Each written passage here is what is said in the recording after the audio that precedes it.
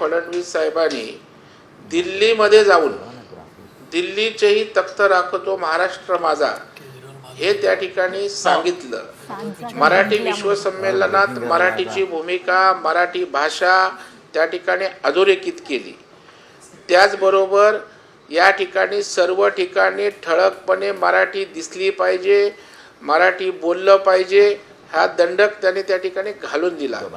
त्याच्यामुळं मराठी माणसांची vote bank असं जे काही लोकांचा समज होता तो त्या ठिकाणी लोकसभेत गेलाय, कमी झाला। दरेकरजी, आता दिल्लीत काय चित्र स्पष्ट होतं ते थोड्याच वेळात कळेलच, कारण हे कौल हाती आलेले आहेत। त्यात तरी भाजप घौडदौड करताना पाहायला मिळतंय, विजयी घौडदौड आहे, त्यासाठी भाजपचं अभिनंदन। तुम्ही निश्चितच तन्मय, खरं तर बहुमत भाजपाला मिळताना दिसत असलं तरी या क्षणाची एक मोठी बातमी सुद्धा समोर येते, ती बातमी सुद्धा आपण बघूयात। त्याआधी ही बातमी, ब्रेकिंग न्यूज आपण बघतोय, अरविंद केजरीवाल पुन्हा पिछाडीवर असल्याचं बघायला मिळतंय आणि नवी दिल्लीमधून अरविंद केजरीवाल हे पुन्हा पिछाडीवर असल्याचं बघायला मिळतंय। अरविंद केजरीवाल 225 मतांनी पिछाडीवर असल्याचं सध्या तरी दिसतंय। याआधी हा आकडा जो आहे तो 300च्या घरात होता, मात्र आता 225 ने अरविंद केजरीवाल पिछाडीवर दिसताय।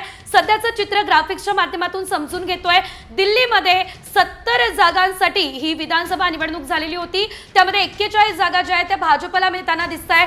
काँग्रेसने मात्र खातं उघडलेलं नाहीये, तर 29 जागा आम आदमी पक्षाच्या वाट्याला सध्या तरी जाताना दिसताय। आकडा वाढलेला आहे, 23 वरती जी घोडदौड आम आदमी पक्षाची थांबली होती ती आता 29 पर्यंत पोहोचली असल्याचं आपल्याला पाहायला मिळतंय। मात्र सध्या भाजप 41चा आकडा गाठताना दिसतंय।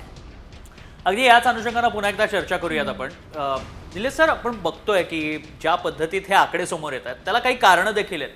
ज्या पद्धतीत दारू घोटाळा समोर आला, 10 वर्षात महिला सुरक्षेचा प्रश्न असेल, दिल्लीमध्ये झालेला आंदोलनं असतील विविध स्वरूपाची, त्या सगळ्याची पार्श्वभूमी आहे। मात्र तुम्हाला असं वाटतंय का की तुरुंगात जाऊन अरविंद केजरीवालांना सहानुभूती मिळाली, जो फॅक्टर मुळात सहानुभूती मिळाली